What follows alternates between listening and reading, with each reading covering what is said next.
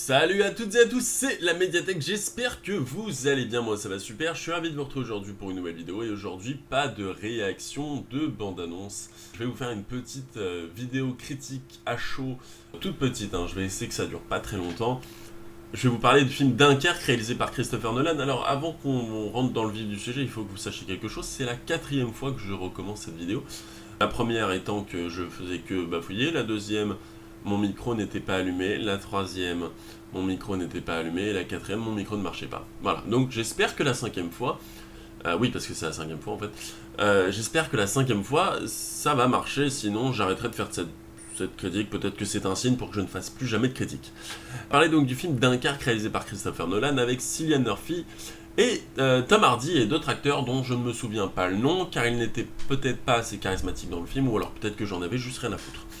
L'histoire de Dunkerque, c'est l'histoire de l'armée anglaise qui veut faire retirer toutes ses troupes du conflit en France parce que c'est la merde, voilà. Et donc Churchill, à l'époque, décide de dire qu'ils vont ramener tous les Anglais, et donc ils vont essayer par tous les moyens de ramener 300 000 Anglais en Angleterre, voilà. Et laisser la France toute seule. Alors, pour parler un petit peu de ce film, on suit l'histoire avec trois petites histoires, voilà. On suit donc plusieurs personnages.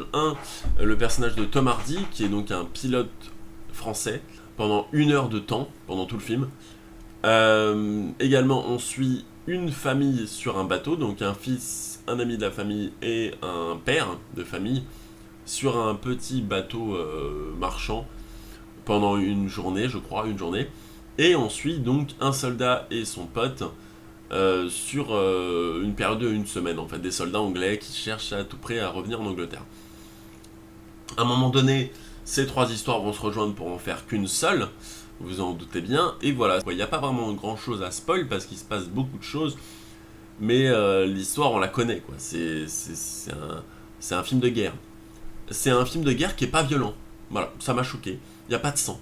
On voit nulle part du sang, il y a des scènes ultra choquantes où t'as des mecs qui se font étouffer, qui meurent, qui se font tirer dessus, qui explosent, mais il n'y a pas de membres déchiquetés, il n'y a pas de sang, et ça c'est simple parce que c'est un film PG-13. PG-13, qu'est-ce que c'est? C'est un film interdit aux moins de 13 ans. Christopher Nolan aujourd'hui nous offre un film qui est lourd, qui est puissant, qui est magnifique avec de belles images, qui est pas nouveau parce qu'on a déjà vu ça, mais où on se fait chier.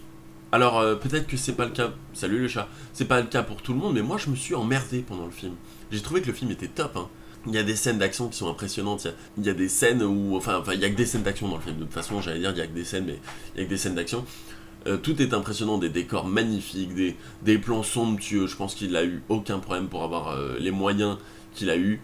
Des figurants, veux-tu en voilà, il y en avait voilà, des milliers, alors je sais pas s'il y a de la 3D là-dessous aussi, ou si on en a rajouté sur ordinateur, mais quand même, avec ça, j'ai trouvé le moyen de me faire chier. Et je pense que c'est parce que c'est à cause de la storyline, la storyline des personnages. Le fait qu'aucun personnage n'ait de backstory m'empêche en tout cas de m'attacher au personnage.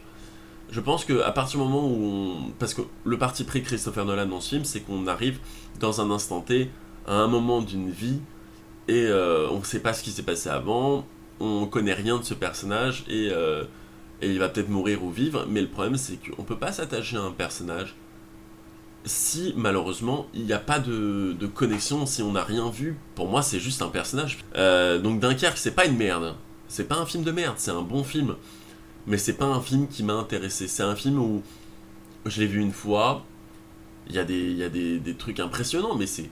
Putain, c'est un film muet. Ils doivent décrocher à peu près 50 phrases dans le film, quoi. J'avais l'impression de regarder un documentaire. Et puis voilà. J'espère que vous avez apprécié cette petite critique à chaud.